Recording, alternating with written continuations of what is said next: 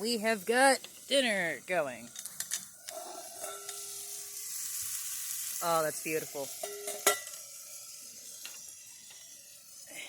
Got some mac and cheesies. Got a salad in there.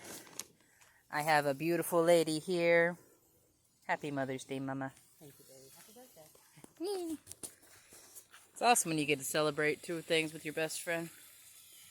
Our accommodations for the next 2 days. It's a big ass tent. Last time we put this up, we had like 5 dudes trying to tell us how to do it. Aye. And I think even with our struggles, we put it up faster, just the 2 of us, than before. It's also more complete because when the guys were putting it together last summer, they did not use the rain tarp.